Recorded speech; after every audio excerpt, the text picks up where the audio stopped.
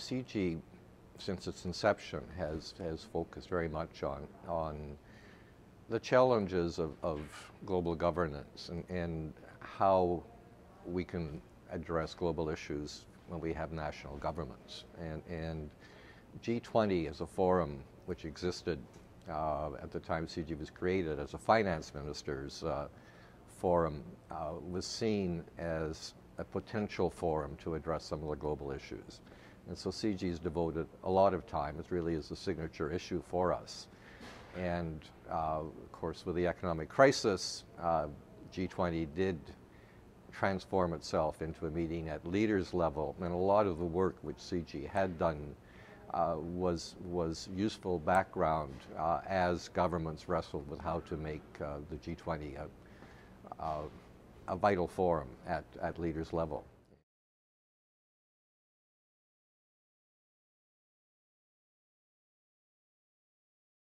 This is going to be a critical year for the summits.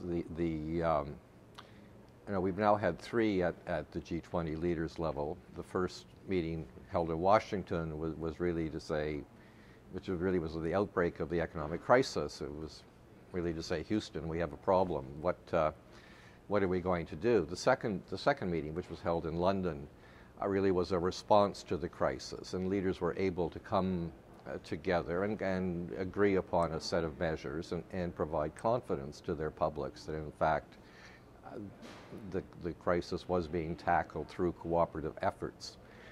The third meeting, which took place in Pittsburgh last year, was really a turn to say, fine, we've stabilized the situation, and now we have to manage our cooperation going forward. And it set out an agenda. And what that agenda will be addressed at the meetings here in Toronto in June and in Seoul in November. What the meeting here at CIGI tried to do was focus on what are those key elements of the economic agreements which the G20 leaders decided upon. How can we implement those? How can we ensure that there is delivery on them as we go forward to both to avoid both to get us out of the current economic crisis and restore jobs and growth, and to reduce the debt levels which a lot of countries face. But going beyond that, how do we work to ensure that there is no new financial crisis around the corner?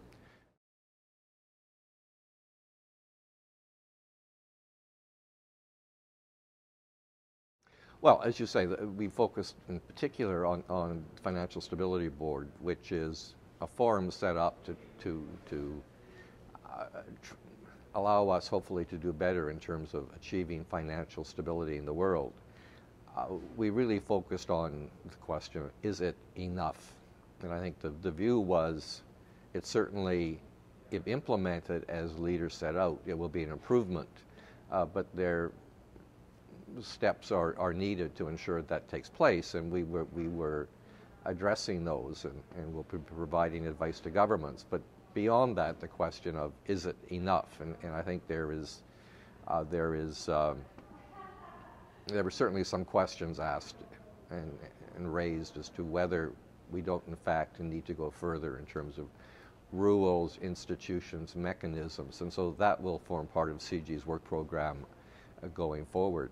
On the framework for economic cooperation, how do governments work together both to exit from the current stimulus that's been provided as a response to the crisis?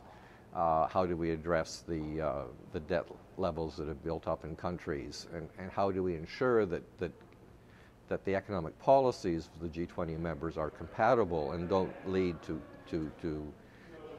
problems down the road?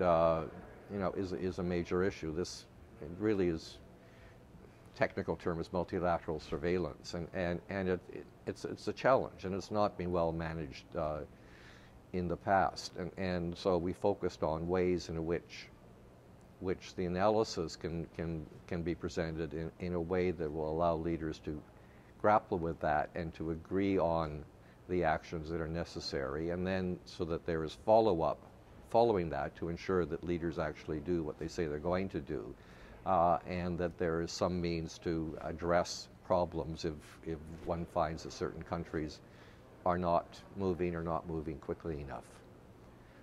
it's a huge challenge. It's going to be there both through Toronto and through Seoul and probably beyond.